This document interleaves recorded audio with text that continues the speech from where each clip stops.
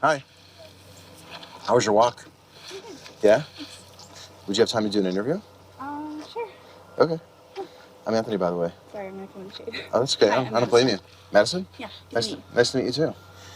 I have this somewhat unusual hobby where I ask strangers if we can select a belief that they're sure is true. Okay. And then ask questions to gently challenge how you're so sure. Okay. Do you want to give it a go? Yeah. Okay. Sorry, I just came off the trail. How far did you walk? I have no idea. I just kept taking trails that random. Oh, wow. I just started to walk. Sometimes people do that and they get lost. And they come out like 4 hours later, like asking for water. Would you like a water? I'm good, thank you. Okay. Yeah. You said Madison? Yes. Are you okay if I record it? Yeah, go for it. Okay. I have another camera too I want to put on myself over there in a second. You got the double time going? Yeah, because it allows me to cut from one scene to the other. I don't know. Right. Plus, people want to see what I'm doing when I'm asking these questions. Yeah. Like, am I nodding to encourage you to give an answer, or am I trying to be neutral, which is my goal? Yeah. So is this like a personal hobby, or do you have like a group of people that you do it with? There's this thing called street epistemology. Okay. And more people are having these talks. They're not necessarily going on in the street and talking to strangers like I'm doing. Gotcha. But they just they happen organically. Okay. And then people are investigating deeply held beliefs in a really kind of friendly way. Yeah. So I'm going to get my other camera here if you don't mind. Right. You're good where you're standing. I'll put this one here. All right. Okay. Is there, when I was sort of explaining what I'm doing, was there a particular belief that came to your mind first that you think that you might want to chat about? Yeah, I feel you. Okay. I guess just the God of Israel, like he's the one true God. So that's kind of what I got. I know there's a lot of people that claim that God, a lot of people that claim those names. You hear the label Christian a lot. And so I don't know exactly what that means to you when I say that, but that's what I'll put forth. Does that make sense? I'm honestly glad that you said that you're not sure what that means to me, because when I hear a word like God, it can be very, very confusing, or I might assume that I know what you mean, and you assume that I know what we you think mean. We're on the same page, but we're not. Yeah, you're like over there, I'm over here. Yes. So Yeah. when I go about these conversations, words I think are very important, and the meaning of words are extremely important. For sure. So when you say the God of Israel, can you be a little bit more detailed or more specific as far as what that exactly is? For sure, yeah. I would say he's the God as defined in the Holy Scriptures, known as the Holy Bible, right? Mm-hmm. And so that whole collection of books, if you will, or one book together, is basically him revealing himself to his people, Israel. And obviously that's thousands of years ago, but I believe that he died and came in the form of Christ Jesus, that we could have this relationship with him, we being people that are not of that nation, right? So obviously we're in America, which is really far from Israel. But yet I can still have that same relationship and same depth of relationship as somebody living thousands of years ago with, just the Torah scriptures, which are kind of the beginning of the Holy Bible as it is today. Okay. Does that make sense? Yes. You feel me? I do, totally. Cool. Let me know if you're not tracking with me. I will absolutely do that, and I'd encourage you to do the same. Yeah. So if I ask a question, you're like, I don't know what that means, Anthony, please ask for clarification. Yeah. All right. So when I have these talks, I'm not as interested in like what the doctrine says or how it originated necessarily, or the journey from Israel, this message from Israel to the United States or something like that. So what are you interested in? I'm interested in how you determined that the God of Israel is real. Right on. Okay. Okay. Can we talk about the justifications that you have? Yeah. Can you define that word for me right quick? Which word? Justifications. Reasons. Okay. Explanations. So kind of how I arrived where I am. What mental thought process got me here? Yeah. Okay. Is it based on evidence? Is it based on a feeling? Is it based on upbringing, or anything else for that matter? Like, it doesn't even have to be those three. Right, yeah. Those are some of the common ones that I get. Right. Well, definitely I would say upbringing is on point, because I grew up around kind of this area, and my parents always brought me up going to church, and so I always had this exposure to that general flavor of religion, right? And Okay. so, like we said, there's a lot of different specific meanings to people and stuff, but very early I was introduced to that, right? Sure. And so that was always kind of in my mind. I didn't have to stumble upon it or seek it, bar none, for myself, if that makes sense. And This is a then- belief that was introduced to you at an early age. Yeah, it was introduced really early. Just kind of the general belief, right? So nothing Yeah. specific, like you said, not specific like doctrines, like this is, and maybe there was, but I guess they didn't stick if I can't recall them too bad. Or maybe they're in there super deep, I don't know. What is your earliest memory of realizing that you had this belief? My earliest memory? Yeah. I feel like my earliest memory is probably later than my earliest saying so, because my parents told me all the time, like, all these stories, and I'm like, I don't remember that. Like, really clinging to it, I would say around late middle school, like early high school, right? 16-ish? Yeah. Okay. Yeah, so a little bit younger, like 14, 15, Okay. kind of getting towards there, right?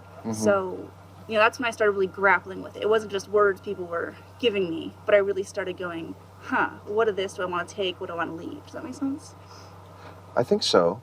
You became a little bit more discriminating in what you were being told and wondering if it was something that you Right. believed or not? I just kind of do what we're doing right here, right now, is being like, okay, what do I believe? What do I profess? What do I kind of know?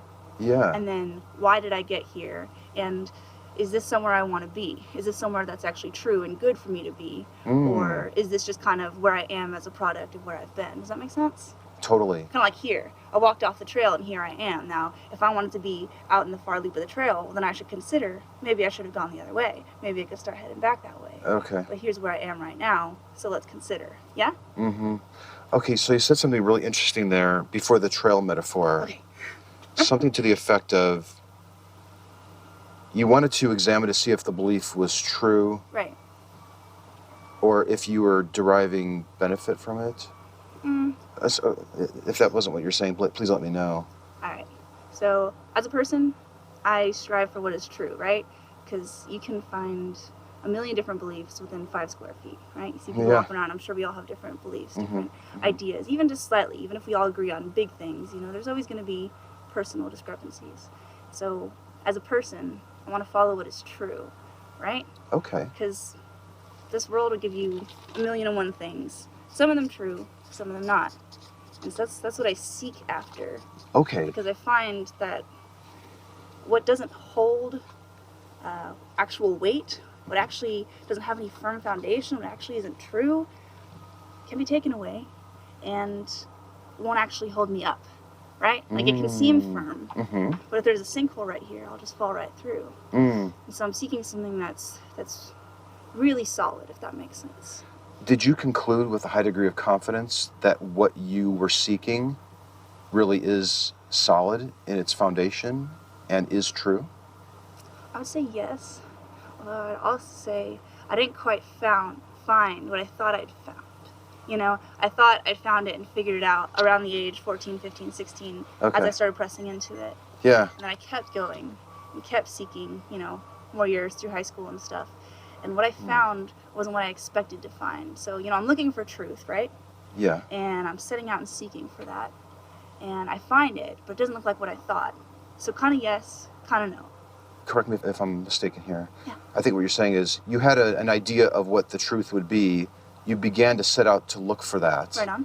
And what you ended up finding to be true really didn't quite match what you envisioned at the start. Right. So I didn't find what I sought, because I sought a very specific thing. But what I found was truth, which is what I was ultimately seeking. Does that make sense? Yeah. Okay. Yeah, totally. Rad. So, all right, that's interesting. I know, it's kind of convoluted. It takes a bit of mental gymnastics. Well, actually, I find that it takes really paying very close attention to what you're saying. Because if I drift for a second and I hear, I'm hearing that thing behind me, I'm worried that it's going to, impede my ability to really grasp what you're saying. That's But right. I think I'm following you. Yeah, okay. All right, so can I get a sense of how sure you are that what you now are believing to be true is really true in terms of a scale from 0 to 100? Okay. And this scale is optional, and this is completely subjective. Optional scales. You can say, Anthony, that's dumb. I don't want to do that. However, I have found that it's somewhat helpful in getting a sense of where a person is in terms of their certainty. 0 to 100. So like 100% would be, there's no question in my mind. I very, very strongly believe, almost to the point of knowing, that this is true. And 0 would be, all I have is questions. I have doubt. Very opposite. I have no confidence at all that this thing is true. Yeah. Where would you be today as we stand right now in this idea of what you're believing and being true? I gotta tell you, I want to say 100 so bad, but like literally I'm out here and I'm wrestling with it, you know? And I don't think that's indicative of falling down the scale, so to speak. But I see myself not putting action to my claim of 100. Does that make sense? And so I want to stand before you and say, yes, I believe this full-heartedly. And I will tell you, yes, I'll give you a solid 97 that like I'm so here for it and I'm so grounded in it. But I see myself in the ways that I grapple and I question, even when I'm like, yeah, like 2 minutes ago, this was so real. And then now I'm just like, oh, what's going on? Gotcha. You know, so some of that. I totally understand. It caught me on a weird day. No. A very real day. That's cool. And the more real you are during this talk, the more helpful it is in really getting to the root cause of how a person could hold a high degree of confidence that what they're believing in is true. Do you find that confidence level fluctuates? I say no. As much as I just stood here and I was like, the days are weird, you know. But I say no because even when I'm uncertain about things, whether it be these beliefs and these things I stand on and I have questions about them, or just be it random things in life that come up, you know, that is what I find myself still clinging to, right? And being grounded in. Mm. So okay. I feel like I have these times and I have these questions where, you know, it would seem that the easy thing to do would be to knock that down a few pegs on the scale and say, I don't know, I'm gonna reel this back in and not hold to it so tightly. But I find that that's when I want to press into it all the more, because again, with that firm foundation kind of thing, if the foundation is as firm as I believe that it is, it will hold no matter what confidence I have in it, right? Something is going to be true regardless of how confident you are that it is. Right.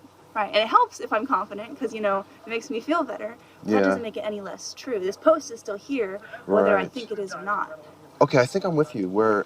I think I'm with you in that I could have a very low degree of confidence that this belief that you have is true. Right. For example, I'll just play, the opposite of you. However, regardless of my confidence in that belief, it can still very well be true. Yes, you can be sincere and be wrong. Yeah. Okay. Is it conceivable that you might have a strong degree of confidence in something that really isn't true? That's exactly what I just said. Yeah, I'm not saying everybody else that doesn't believe as I believe is wrong and therefore they're sincere and wrong. I'm saying even I can be utterly sincere and utterly wrong. Gotcha. You know? You look at Paul, right? Before he's Paul, you know the story, when he's Saul.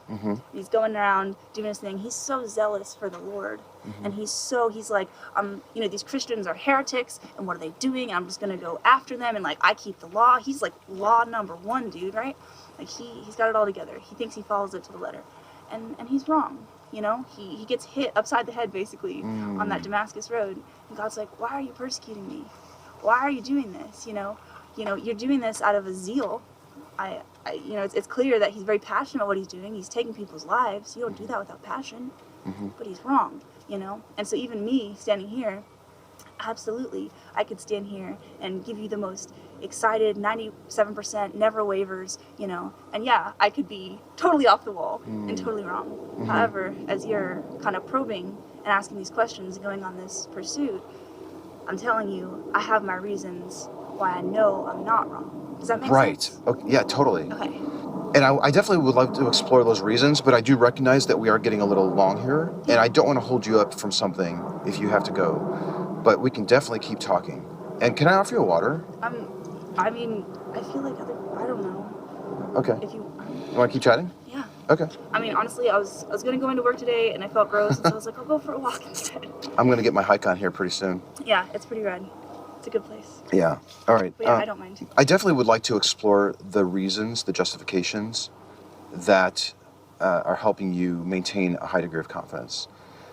And but before we do that, you mentioned something about being grounded in the belief. Yeah. And my ears like pricked up, Ding. like, okay. Interesting. Because what I'm wondering is, can a person be so grounded in a belief that they are unwilling to seriously entertain the possibility that they're mistaken? Oh, they totally can.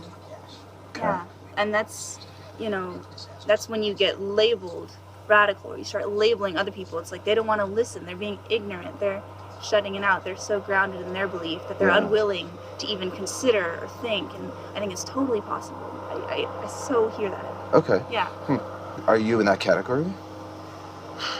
That's a tricky one, because I feel like nobody that you're going to ask that is going to be like, yep, I'm totally stubborn, So I want to sit here and be like, no, I'm not. And I can say with more confidence that I'm not, as I, go back, 14, 15 years of age kind of deal. I saw the truth. So I didn't seek it in singular places. And obviously I was kind of disenchanted with where I'd been told it was coming from, my upbringing, because I was still seeking, right?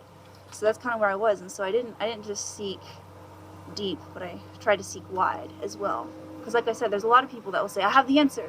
I have what you're looking for, whatever that is, be it a t-shirt or a core belief, people will have it. Or they'll say they'll have it and they'll offer it to you. Okay. So I'd like to say no for that reason. You'd like to say that you're not tied to the belief and unwilling to lower your confidence in it. Is that what you're saying? I'm not willing to lower my confidence. And it's because of my proofs on this end of the scale.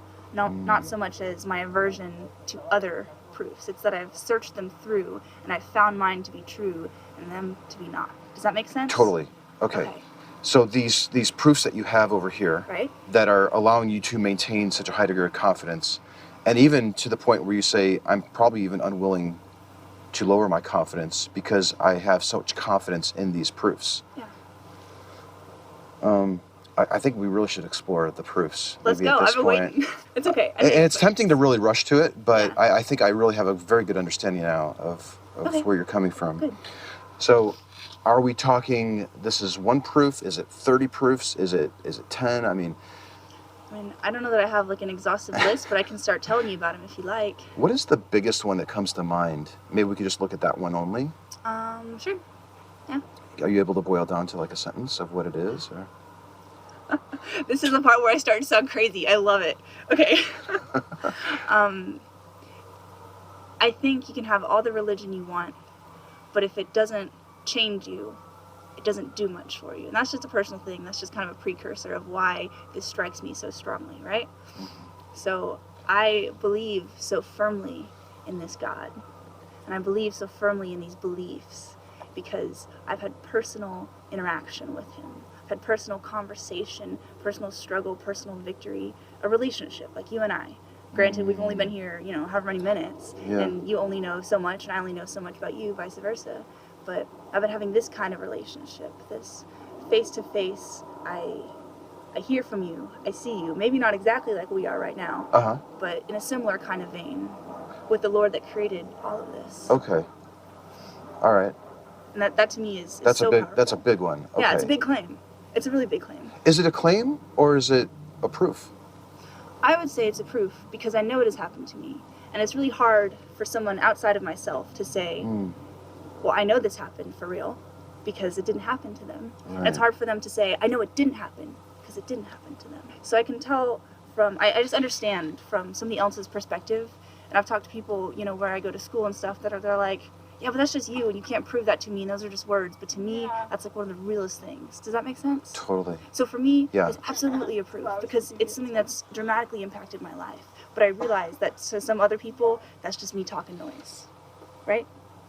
Or not necessarily talking noise, but explaining something that maybe I would never be able to understand.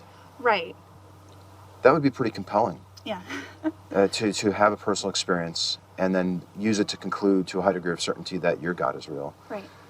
Have you ever met anyone who has had similar personal experiences but with completely different gods? Oh, I have.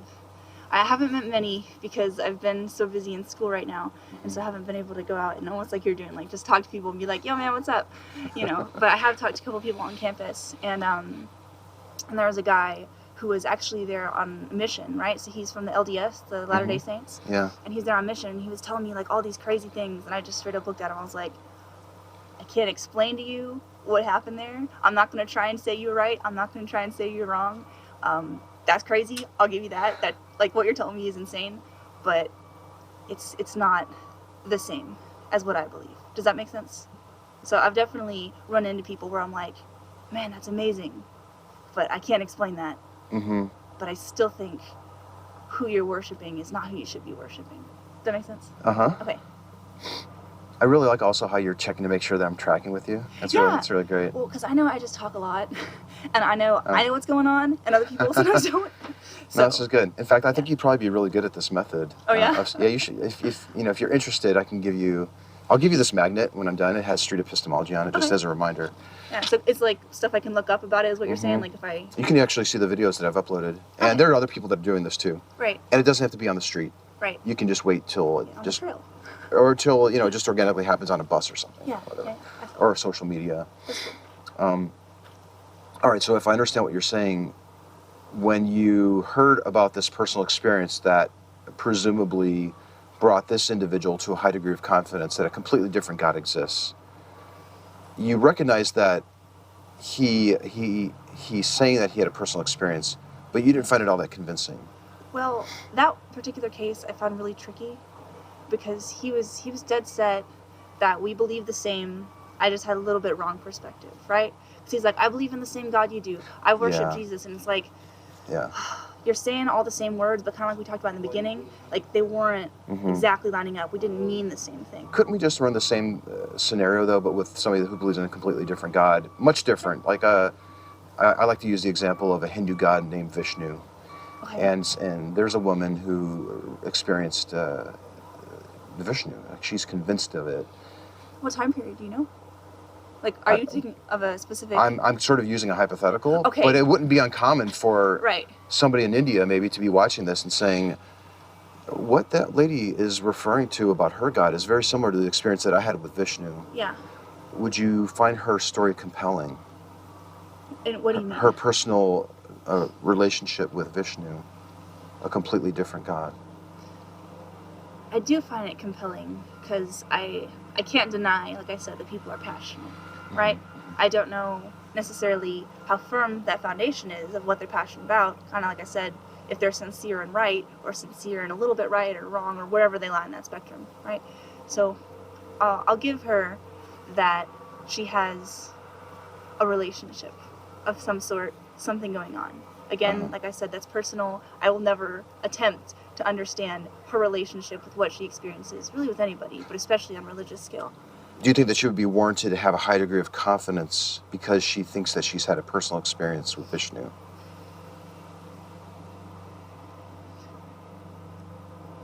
I will allow a higher degree of confidence, but I know you said you wanted to hone in on kind of like my number one, so to speak. You know, because I said I had a couple reasons, right? Was the personal experience not the number one? No, I would say it's number one for me personally, but I would say you can't rely on any, or I wouldn't say you can't. I would say I would caution to rely on a single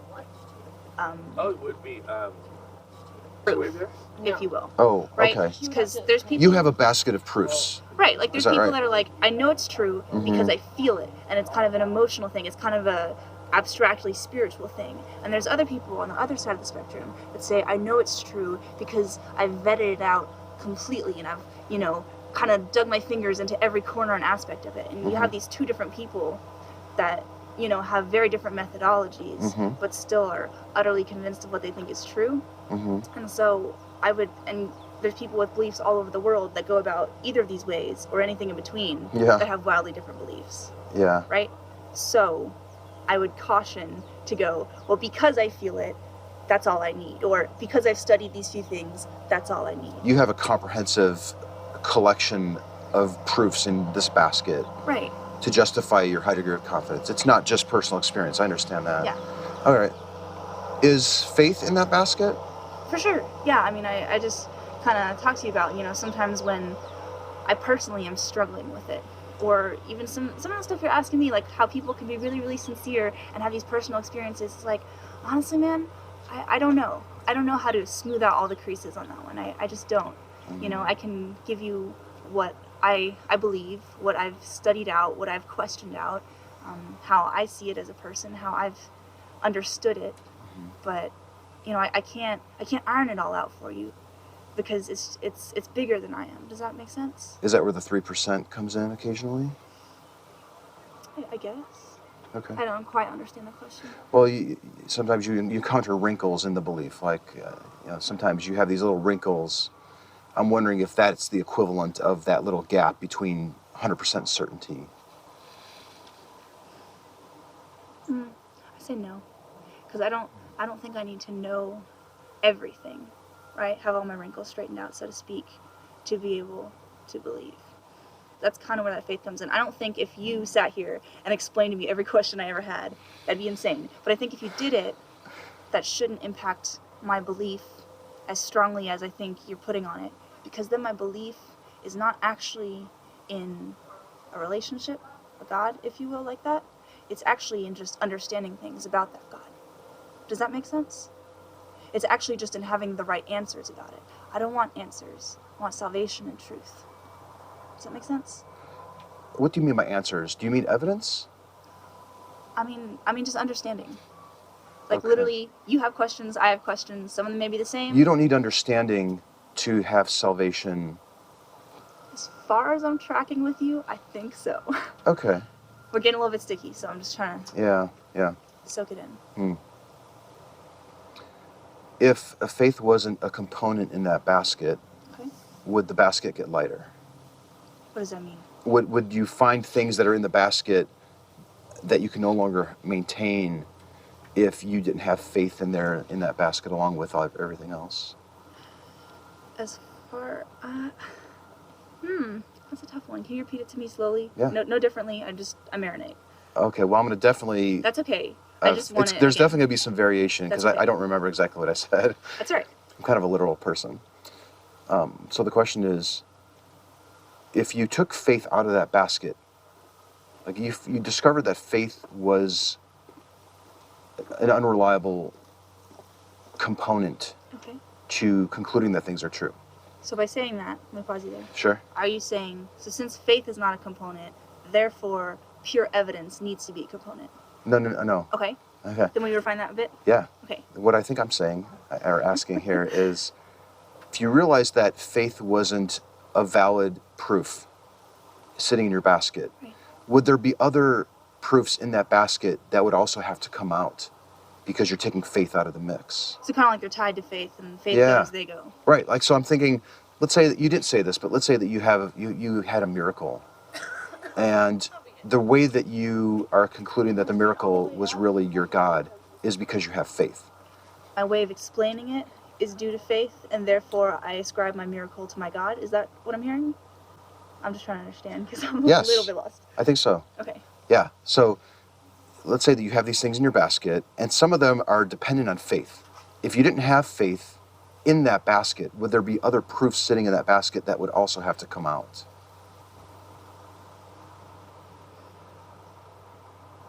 I'm going to pin that question. I understand it now. Mm-hmm. Thank you. And I'm going to ask you to define faith right quick before I continue, which is a sticky one. I hate defining it for people. I'm so sorry. I mean, I can give you my definition, but... How are you working it within the framework of this question is really all I'm asking. Great question. I don't need your definition of it. I need the question's definition, if you will. Honestly, I think we should go with your definition of faith. Okay. Because I asked you, is faith in this mix? And I think you said yes. Yes.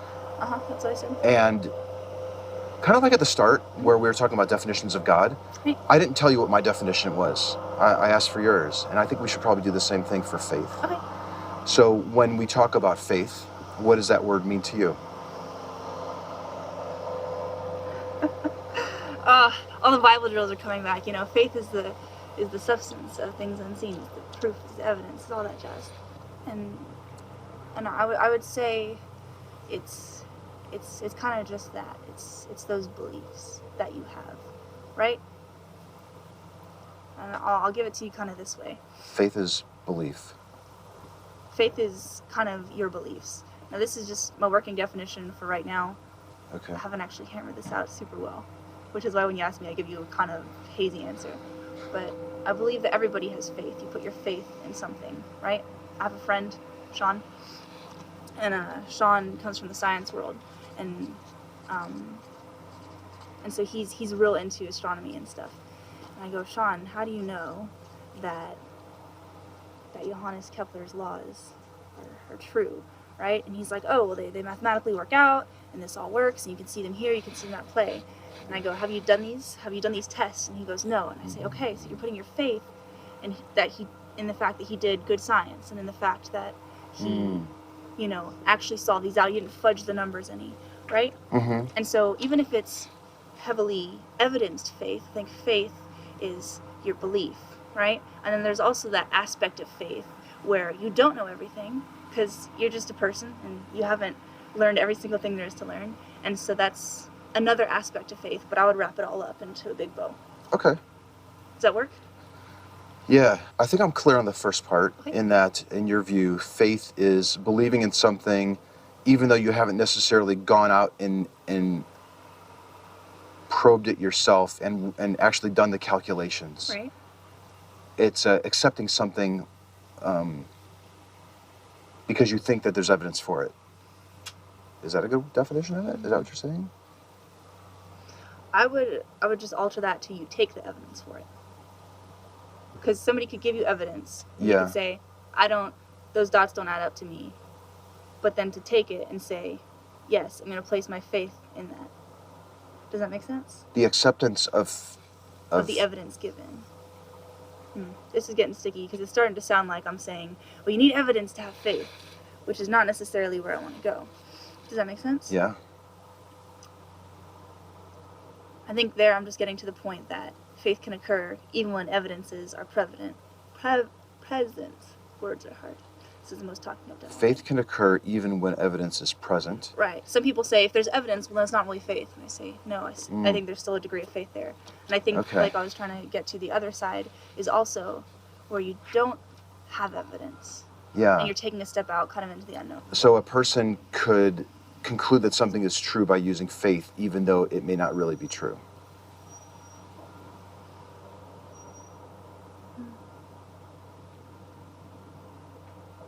Say that one more time, please.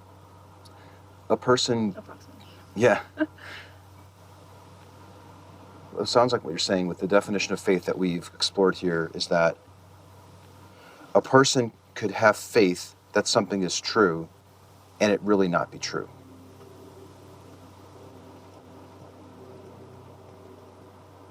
Yes. Yeah. Okay. Is faith in your basket? Yes. Are there other proofs in this basket that are dependent on faith? I'm going to say I'm sure there are, because faith is such a big aspect to anything that is unknown. You know, whether you press into it and you start getting more and more confident via proofs, or whether you just strike out into the unknown, I just think it's a big part, you know, because we just don't know everything. So I'm going to go ahead and say yes, although I'm struggling in my mind to ascribe specifically. We've covered a lot of ground here, and sometimes the best thing to do is to end the conversation so that we can both be thinking about it later. So I'm completely open to doing that, at some point. We have to end the talk. And I don't know, I feel like we circled a whole bunch. you think we've circled? Yeah. I think Is that a good thing or a bad thing? It just is. I mean, that's just kind of how our conversation's gone. These things loop, we looped, it's great. We came to baskets, we left baskets, we came back, it's all good. Well, yeah, because I'm really interested in the quality of the proofs that are sitting in the basket. And if those proofs are in the basket because you also have faith in there alongside with them, and faith can lead a person to think something is true when it's really not. Yeah. Are those proofs sitting in that basket worthy of a 97% confidence that what you're believing is true?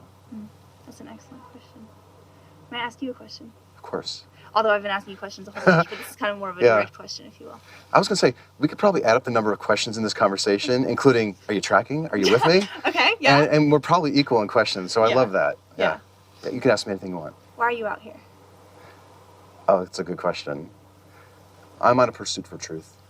And I think asking questions is probably one of the best tools at our disposal for figuring out if what I'm believing is true, if what you're believing is true, if what that guy that just walked by us, 5 minutes ago is believing is true. And I have this sort of hypothesis that we're building these maps of reality in our minds, and based on personal experiences, based on perceptions of evidence. And I want to make sure that my map is accurate, and I want to make sure that the map that people in my community are walking around with are accurate. Very conscientious of you. Well, because they teach my kids in school, or they might be driving down the road, or doing my taxes, or something like that. Influences everywhere. Like exactly, how they vote. So that's my motivation, primarily. Secondarily, I do like to record them, these talks, because when I see people discuss this topic in particular, it doesn't tend to go very respectfully, right? Yes. I feel. Yeah. And I've jeopardized some relationships with family members because I was, very aggressive in questioning their views. And not just on God, but anything, politics or whatever. Yeah, there's a season. It's rough. There's a season? Yeah, there's a season. I'm going to Ecclesiastes here. I can put it in less abstract terms, There's a time to push people and a time to kind of just, like you said, like end the conversation and kind of diffuse, and, with everybody that's different. Maybe, like my mom, I can't push her very much. If I start like getting up in her grill, she's like, step off. But, with some of my friends, I can be like, why do you think that? Yeah. Push that further, Yeah. So I'm just saying I understand that it's kind of hard. And sometimes you go too far, but you feel like that's worth it. And so you're like, I want you to get this, or I want you to just at least ask yourself these questions. And so I understand that. But that was a great talk. Did I give you one of my cards? No, you haven't. Okay. You've given me nothing but questions. Yeah. And some words. Thanks.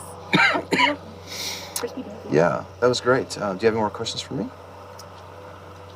I always leave conversations with more questions than I start, so of course I do. I can't quite get a sense of your pursuit yet. Oh. And I hear you so much on wanting to kind of get a read of the area and probe people and very much I very much understand even wanting people for their sake, like even if you don't change, like I want you to consider. I want you to have a firmer conviction than when you started, if that makes sense. I understand kind of that sort of question. Yeah. Okay. So let me try to use it in terms of the discussion that we were having. I think we all have baskets of proofs to justify the beliefs that we're holding in our brains. And I love sort of picking through the basket and seeing, is there really anything in the basket, for one? And what you think is in there, is it reliable to support a high degree of confidence? So one of the goals here is to help a person think about their beliefs and the justifications that they have. Right. And because they may say, you know what? Yeah, maybe personal experience isn't really the most reliable way to conclude that something is true. Yeah. Like that, the Hindu woman who thinks that Vishnu is real. Yeah. And maybe they say, I really can't keep that in my basket, or it can stay in my basket, but the weight that I'm going to give that is going to be a little lighter. Yeah. So I think this sort of approach of what I'm doing here is this street epistemology stuff can help a person re-examine what is in the basket, what they think is in the basket. Okay. And if they feel it getting a little light, they might lower their confidence in the belief and find other things to put in the basket to bolster the confidence back up. Okay, so I would ask them, is that what you're wanting? Because I know you're wanting people to examine. Very good. And you're wanting people to judge and weigh and really take a good hard look into, which is great, I think. I really do. But I'm wondering, kind of in your heart of hearts, like, what are you hoping for them? Does that make sense? Yeah. Okay. My hope for you and me and everybody that I talk to, and even people that I don't talk to, as they go by, I hope for the majority of the population to want to believe true things, first of all, and for the things that they do think are true, that they have a solid foundation. Remember at the start you were talking about like bouncing up and down? Yeah. Like, I want people to have solid foundations for the beliefs that they hold, because it ends up motivating us to behave differently. And we talked about how you vote or teach or whatever, like those. Honestly, how you live, like how we conduct our permeates. lives, our behaviors. Yes. Even on a imperceptible level, it changes.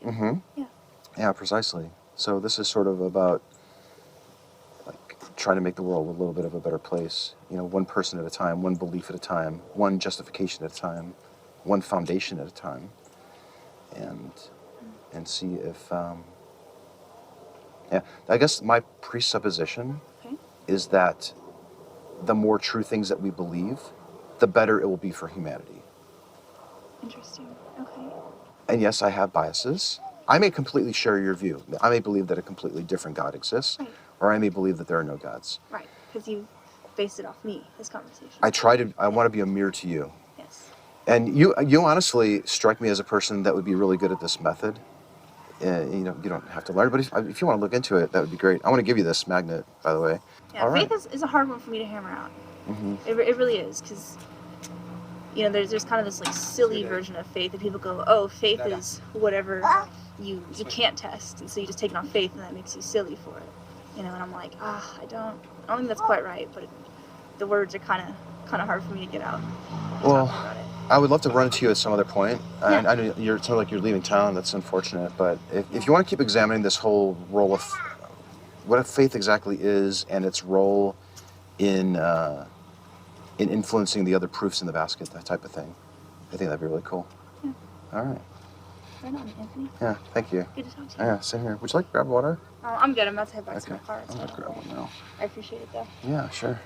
That's great. All right. Well, I guess I'll go back to whatever I was doing. Do you know what time it is, by chance? It is 12:22. Yeah.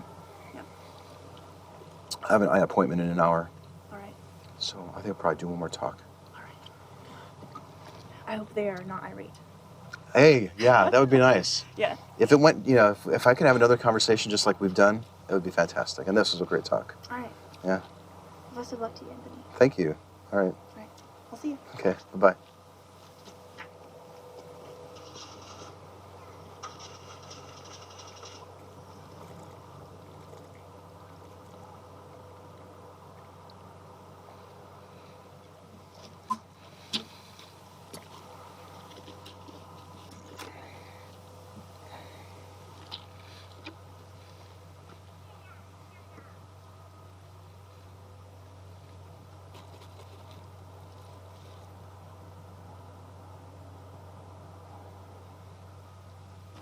Well, this was an enthusiastic, animated, and well-spoken theist, even jumping up and down to illustrate her desire to have a solid foundation for her beliefs. While Madison may have felt that we were circling too much, I was happy with the speed and direction of this one.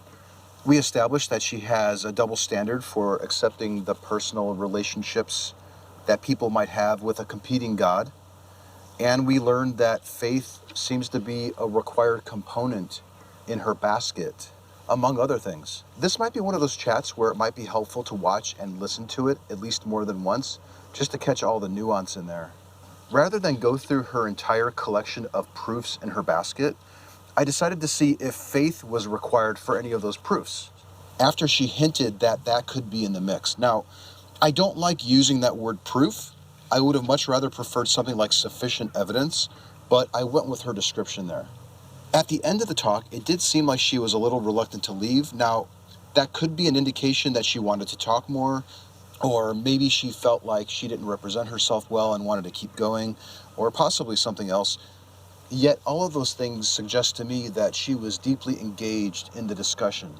This was a long talk, and at one point a very large group of people came by. It became quite noisy, so I'm going to probably have to edit some of that out. Doing so should not affect the tone of the overall discussion in any way. While Madison was well-spoken and appeared to have given her belief a lot of thought, and even suggested that she was open-minded, I'm not entirely sure that she was being completely honest with herself there. For example, did you notice after using the outsider test with a Hindu woman who also had a personal relationship but with Vishnu, that Madison suddenly wanted to move on from her God experience by saying something like, oh, there's so many other reasons, not just that one thing.